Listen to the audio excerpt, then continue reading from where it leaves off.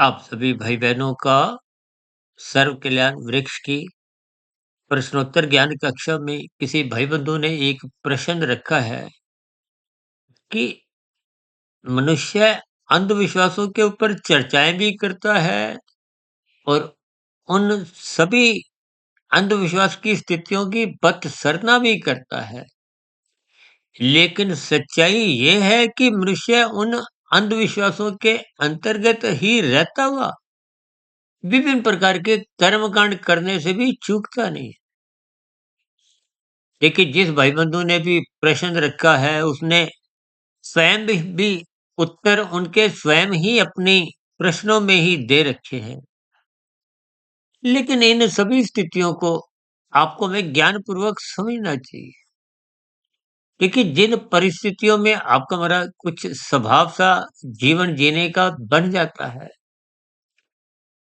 फिर उस स्वभाव के अंतर्गत आपको में वो बुराइयां कहो, कमियां कहो, कमजोरियां कहो, चाहे वो अंधविश्वास को हो, वो आपको उस करते समय स्थिति में नजर नहीं आते, महसूस नहीं होते। भले ही करने के बाद भले ही हम उन सभी स्थितियों पर चर्चाएं करते हैं, इसका कारण एक ही है कि आपके हमारे जीवन में सत्संग रूपी स्थितियां आधी अधूरी रहती हैं। जैसे मानसून के दिनों में आप देखते हो कि बिजली कितनी बार चमकती है, लेकिन उस चमकी हुई बिजली में आप पर हम कुछ लाभ उठा नहीं पाते। देखिए, आपको पढ़ने के लिए तो एक रुके हुए बल्ब की प्रकाश चाहिए। उस चमकती बिजली की जो एक स्थितियाँ हैं, उसमें आप और हम कुछ पुस्तक पढ़ नहीं सकते। ठीक आज आपके हमारे जीवन में ये सत्संग रूपी स्थितियाँ कुछ आधी अधूरी, ये बिजली चमकने के बराबर ही बनी हुई हैं। तो फिर स्थितियों को आप और हम ज्ञानपूर्वक समझते नहीं। हम तो देखिए प्रतिदिन सुबह ब्रह्म मुहूर्त ज्ञान उपदेश कक्षा, दिन में आध्यात्मिक ऑक्सीजन और शाम को ये प्रश्नोत्तर ज्ञान कक्षा यानी कि सर्व कल्याण वृक्ष में कुछ आपके प्रश्नों के उत्तर या साधारण परिस्थितियों में कुछ ना कुछ ज्ञानमय स्थितियों का बोध करवाते रहते हैं। इन सभी स्थितियों की पृष्ठभूमि में आपको में उतरना है, इनके शब्दों के अर्थ समझने हैं, उन शब्दों के अर्थों को ज्ञानपूर्वक समझते हुए उनके भावार्थ समझने हैं। जब तक इन सभी स्थितियों को आप और हम ज्ञानपूर्वक नहीं समझते, तो फिर आधी अधूरी ज्ञान में स्थितियां वो सही दिशा में आपके हमारे जीवन को ले जाते नहीं। तो भ्रम की स्थितियां को हो, अंधविश्वास की स्थितियां वो फिर निरंतर आपके हमारे व्यवहार में, आचरण में, स्वभाव में दिखती हैं, आपकी हमारी क्रियाओं में दिखती हैं,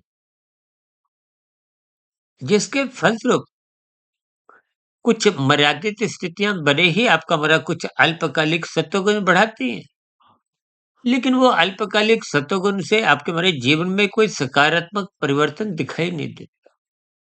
इसलिए प्रकृति के 3 गुणों की रहस्यमय स्थितियों को, इनके गुणतम ज्ञान विज्ञान को क्रमबद्ध तरीके से समझिए। शास्त्रों में बार-बार हम तो अपने बार-बार वीडियो में भी इस बात की एक विशेष जोर देकर चर्चा रखते हैं कि रात को मनात्मक स्थितियों से बचते रहिए, जल्दी समय पे सो जाइए और ब्रह्म मुहूर्त समय विशेष में या उस समय विशेष से भी पूर्व उठ जाइए। क्योंकि सत्वगुण की जो शुद्धतम स्थिति है वो तो ब्रह्म मुहूर्त की है, और ब्रह्म मुहूर्त सूर्य निकलने से पूर्व के 2 घंटे 40 मिनट की स्थिति है। उस स्थिति विशेष में यदि आप और हम सोए रहते हैं, तो ज्ञान की कड़ियाँ आपके भीतर प्रवेश कर नहीं पाती। जब प्रवेश कर नहीं पाती, तो फिर कुछ एक मन की जो एक स्थितियाँ हैं, वो अंधविश्वास के अंतर्गत निरंतर कम अधिक जुड़ी रहती हैं। जिसके फलस्वरूप आपकी हमारी जो एक कर्म कांड है, देखिए, कर्म कांडों की तो शास्त्रों में विस्तार से उल्लेख आता है, उनको ज्ञान पूर्वक करो। और हमने तो एक बार वीडियो बनाई थी संध्या बेला ज्ञान कक्षा में कि सर्व ये जो कर्म कांड है, ये एक फ्लाईओवर की भांति है, जो आपको में जल्दी से सत्वगुण में ले जाते हैं। अब सत्वगुण में ले जाने का अभिप्राय वो आपको में एक ज्ञानमय स्थिति में एक स्थित करवाते हैं, ताकि आप और हम शास्त्रों का ज्ञान विज्ञान समझे, गुरु के प्रवचनों को आदर पूर्वक सुनते हुए उन पर अपने जीवन में चलें। देखिए, जब तक व्यवहार में इन सभी स्थितियों का आपका हमारा आचरण में आप और हम लाते नहीं, हम क्यों बार-बार कहते हैं ब्रह्म मुहूर्त में उठो? ताकि दिन में राजसी स्थितियाँ, विषय भोगों की जो छलांगे हैं, आज 24/7 की स्थितियाँ आपके हमारे घरों में प्रवेश करते हुए आपको में नचाती हैं, भगाती हैं और अंत में जब आप और हम तमोगुण में गिर जाते हैं, कुछ दुखमय स्थितियाँ आती हैं, तो आपको ये हमें रुलाती हैं। ये किए हुए भोग विषय ही दुःख का कारण बन जाते हैं। इसलिए स्थितियों को आरंभ से ही ज्ञानपूर्वक समझते हुए इन अंधविश्वासों की स्थितियों से आपको मैं ऊपर उठते हुए ज्ञान में स्थितियाँ, तर्क वितर्क की जो एक स्थितियाँ हैं, उनको ज्ञानपूर्वक समझना चाहिए। सूर्य के ढलते तो देखिए तमोगुण का आगमन हो जाता है, आरंभिक स्थितियाँ तो रजोगुण से प्रभावित होती हैं। उस स्थिति विशेष में आपके हमारे कार्य कोई पतन का कारण नहीं बनता।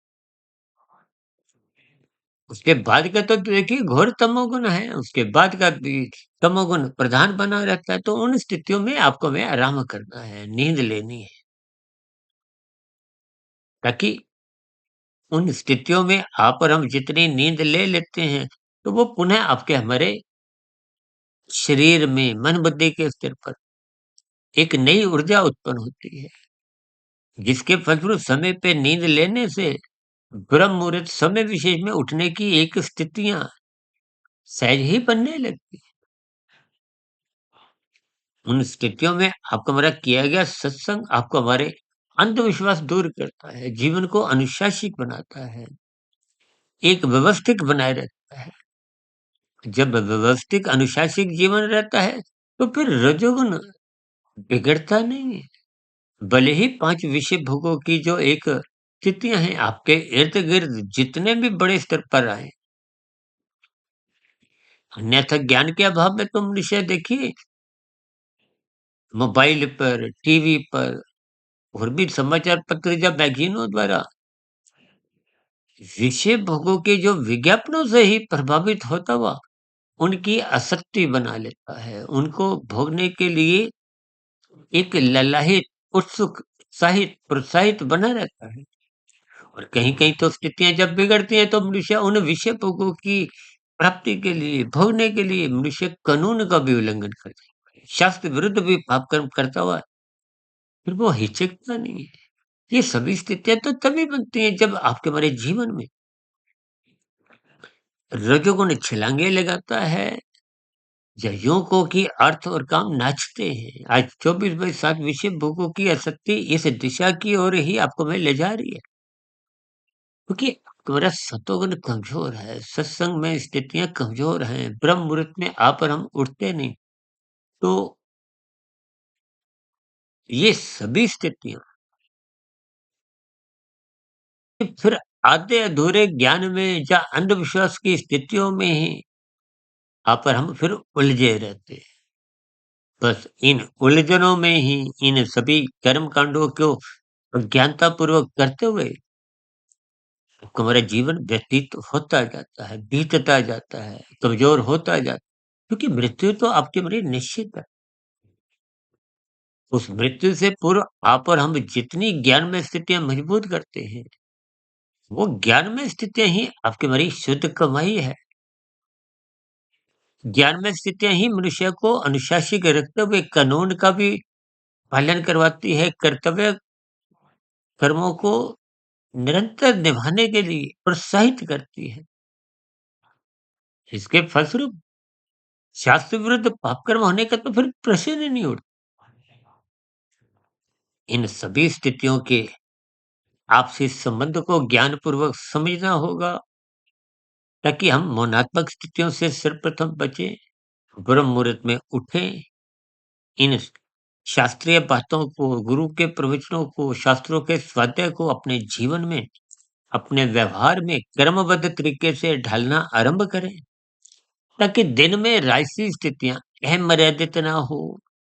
आपका मेरा जो भोग विषय है, वो आवारागर्दी की स्थितियों में गिरने ना पाए, ताकि पाप कर्म, कानून के उल्लंघन, ये बुराइयाँ के जीवन में प्रवेश करने ना पाए। तो आपका मेरा क्रमशः बिगाड़ती है, संस्कार बुरे बनाती है, और बुरे संस्कार तो आपको में विषय भोगों में ही धक्का देते रहते हैं, बाध्य करते रहते हैं। इन सभी स्थितियों के ज्ञान विज्ञान को आपको में ज्ञानपूर्वक समझते हुए अपने जीवन को ज्ञानपूर्वक एक व्यवस्थित ढंग से जीना चाहिए। ऐसी सभी सात्विक, शुभ, सकारात्मक स्थितियाँ कि हमारे जीवन में भी बने।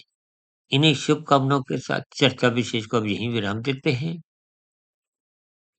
कल सुबह फिर मिलते हैं ब्रह्म मुहूर्त ज्ञान उपदेश कक्षा में। तब तक आप अपने आध्यात्मिक मित्र सुधीर भाटिया फकीर को इजाजत दें।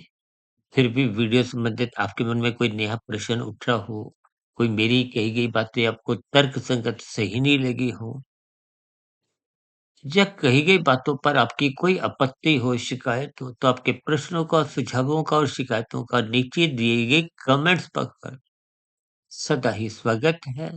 इस चर्चा विशेष को ध्यानपूर्वक, धैर्यपूर्वक और गंभीरतापूर्वक सुनने के लिए आप सभी भाई-बहनों का बहुत-बहुत धन्यवाद।